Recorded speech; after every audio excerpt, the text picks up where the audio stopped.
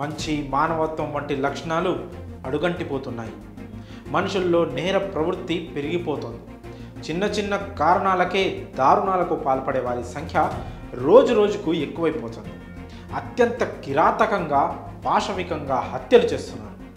కొన్ని నేరాలు జరిగిన తీరు చూస్తే మనుషులు ఇంత రాక్షసంగా కూడా ఉంటారా అనిపించక మానదు. తాజాగా హైదరాబాద్లో ఓ చోట ఇలాంటి దారుణమే చోటు చేసుకుంది. బీజేపీ నాయకుడు ఒకరిని అత్యంత కిరాతకంగా హతమార్చారు దుండగులు. అతడి ప్రైవేట్ పార్ట్స్ కట్ చేసి గొంతు కోసి అత్యంత భయానకంగా హత్య చేశారు. హైదరాబాద్ యూసఫ్గూడ ఎల్ఎన్ నగర్లో బీజేపీ నేత ఒకరు దారుణ హత్యకు గురయ్యారు. 10 మంది గుర్తు తెలియని దుండగులు అత్యంత పాశవికంగా దాడి చేసి హత్య చేశారు. వివాహేతర సంబంధమే ఈ దారుణానికి కారణంగా తెలుస్తోంది. ఈ ఘటనపై పోలీసులు తెలిపిన వివరాలు ఇలా ఉన్నాయి. నాగర్ కర్నూలు జిల్లాకు చెందిన సింగోటం రాము బీజేపీ పార్టీ వ్యవహారాల్లో చురుగ్గా పాల్గొనేవాడు. దాంతోపాటు రియల్ ఎస్టేట్ వ్యాపారం చేసేవాడు. ఇక వ్యక్తిగత జీవితం విషయానికి వస్తే అతడికి భార్య, ఓ కుమార్తె ఉన్నారు.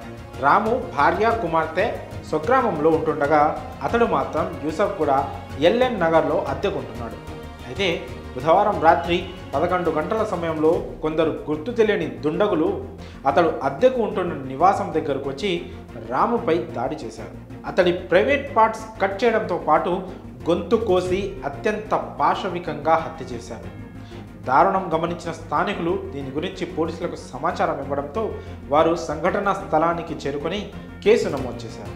అనంతరం రాము మృతదేహాన్ని పోస్ట్మార్టం నిమిత్తం ఉస్మానియా ఆసుపత్రికి తరలించారు. వివాహేతర సంబంధం కారణంగానే ఈ హత్య జరిగి ఉండొచ్చని స్థానికులు అంటున్నారు.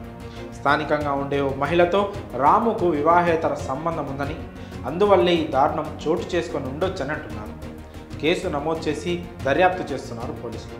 కాగా దారుణ హత్యకు గురైన రాము రానున్న లోక్సభ ఎన్నికల్లో బీజేపీ నుంచి నాగర్ కర్నూలు ఎంపీ టికెట్ ఆశిస్తున్నట్లు తెలుస్తోంది. మరి బీజేపీ నేత రాము హత్యపై మీ అభిప్రాయాలను కామెంట్స్ రూపంలో తెలియజేయండి.